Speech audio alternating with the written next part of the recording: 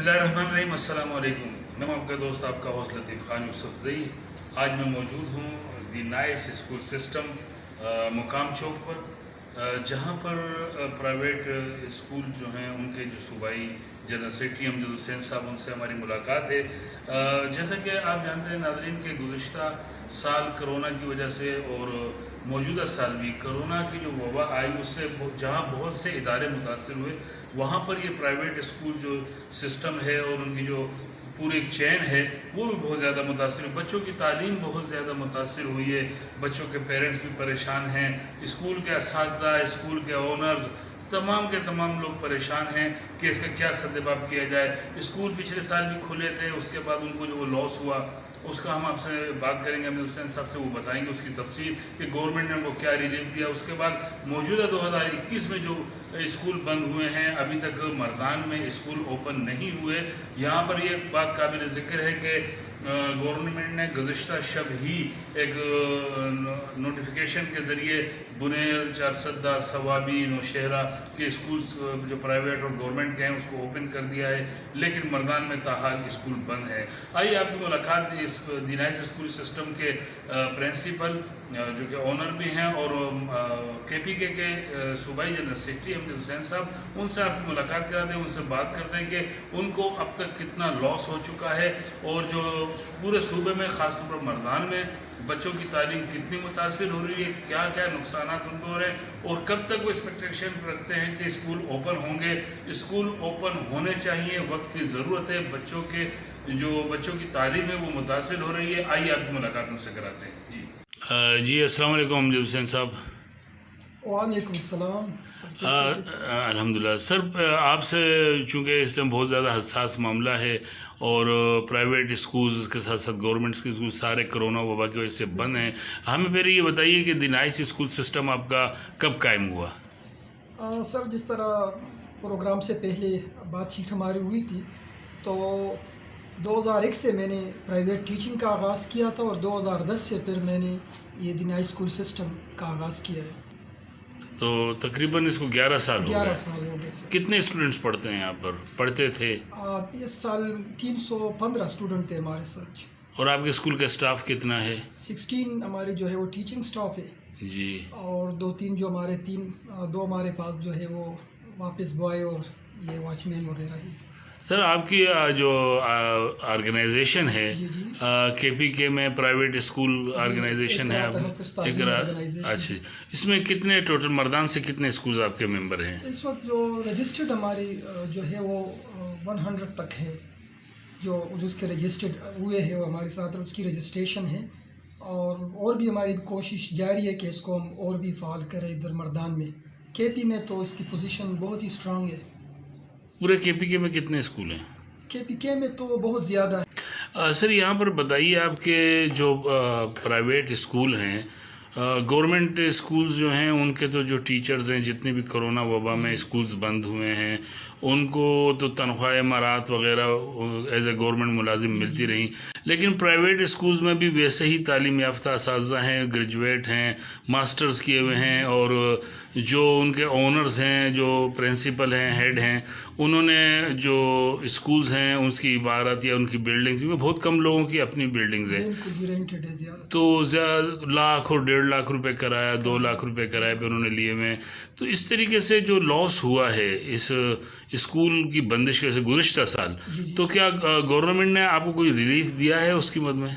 नहीं सर, पिछले साल भी हम रोडों पे भी निकल आए, हमने मुख्तलिफ वज़रा से और हुकूमत के लोगों से हमने बातचीत भी की और हम यही भी कह रहे थे कि ये भी इस मुल्क का एक हिस्सा है, ये भी टीचर है और जिस तरह आप अपने गवर्नमेंट टीचर को 28 और 29 पे उसके अकाउंट में आप उनकी तनख्वाहें भेज देते हैं ना, इनके भी बच्चे हैं, ये भी काम कर रहे हैं इधर, लेकिन वो 6-7 महीने भी कुछ नहीं हुआ, अब ये 3 महीना फिर हो गए तो कुछ रिलीफ नहीं मिला और हम यही डिमांड कर रहे थे कि आप सिर्फ हमारे टीचर को इनको तनख्वाहें दें, बाकी रेंट है जो भी है उसकी हम बंदोबस्त करेंगे, लेकिन मेरे ख्याल में अभी तक कुछ भी नहीं हुआ।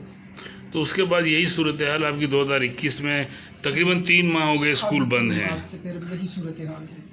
تو یہ گزشتہ شب جو ہے گورنمنٹ نے ایک نوٹیفیکیشن جاری کیا ہے جس میں انہوں نے مختلف آپ کے ریجن کے اسکولز ہیں ان کو اوپن کیا ہے، لیکن مردان میں ابھی تک اسکول مردان کا نام اس میں نہیں ہے۔ ابھی یہ جو کہہ رہے ہیں سر، جو ریشو یہ بتا رہے ہیں نا، اس حساب سے تو اب وہ جو کرونا کیسز ہے اس کی ریشو وہ بھی کم ہو رہی ہے، اور ہم جب دیکھ رہے تھے تو ثوابی کیسز میں ہم سے زیادہ ان کی کیسز زیادہ تھے۔ ابھی اس کی آئی ہے نوٹیفیکیشن میں ان کا نام ہے، مردان کا نہیں ہے۔ پھر ہم اگر اسکول سے ہٹ کر دیکھیں، کل جمعے کا دن تھا، شاید سر آپ نے بھی وزٹ کیا ہو، ہم بھی گئے ہیں، جو مردان میلہ ہے نا اس میں پاؤں رکھنے کی جگہ نہیں ہے۔ جو ہمارے شاپنگ ہال ہے وہاں پہ بری طرح رش ہے نا، تو میں کہہ رہا ہوں کہ صرف جو کرونا ہے یہ اس بچوں اور یہ جو خدمت کرنے والے لوگ ہیں صرف یہاں ہی ہے۔ پھر ہمارے ساتھ ان کا جو رویہ ہوتا ہے کہ جب اسکول ہم کھولتے ہیں تو اس میں قید و بند، اس کے ساتھ ساتھ ان کی جو رویہ ہے ان آفیسرز کا ٹیچرز کے ساتھ۔ کل بھی ہمارے ایک ٹیچر کو جیل ہوا، یعنی کہ صرف اس پہ کہ اسکول کھلا اس کو جیل ہوا، 20,000 اور 50,000 تک یہ فائن دیتے۔ یہاں جب آتے ہیں تو بات کرنے کا وہ سلیقہ نہیں ہے۔ یہ لوگ بھول گئے کہ ہم ان پوسٹوں پہ اب جو ہیں تو ان ٹیچر کی وجہ سے۔ تو میں یہی کہہ رہا ہوں کہ ہم بھی ایک حصہ ہے یہاں کہ ہم نے آپ کے ساتھ 60% بوجھ ہم نے آپ کا اٹھایا ہے، پورٹ ہی آپ نہیں اٹھا سکتے۔ وہاں پہ پنکھے نہیں ہے، وہاں پہ آپ کی سہولت نہیں ہے، وہاں سے لوگ متاثر نہیں ہے، وہ آتے ہیں یہاں فیس بھی دیتے ہیں، وہاں مفت بچوں کو پڑھا رہے ہیں، ساتھ کتابیں بھی دے رہے ہیں، پھر بھی آپ پہ اعتماد نہیں ہے نا۔ اور یہاں چھوٹی اسٹریٹ کا ایک اسکول ہوگا، ایک گھر میں قائم ہوگا، اس پہ لوگوں کا اعتماد ہے، وہ پیسے بھی دیتے پڑھاتے بھی ہیں۔ تو میں کہہ رہا ہوں کہ اس میں ہمارے جو والدین ہیں، جو ہمارے معاشرے کے لوگ ہیں، ان کو بھی سنجیدہ ہونا ہے، کیونکہ اگر یہ اسٹریٹ اسکول ختم ہو گئے، یہ چھوٹے اسکول ختم ہو گئے تو ہماری جو ریشو ہے ایجوکیشن کی وہ بہت جو ہے وہ نیچے آ گرے گی، اور پھر اس کا سنبھلنا اور غریب لوگوں کا پھر اپنے بچوں کو پڑھانا میرے خیال میں بہت مشکل ہو جائے گا۔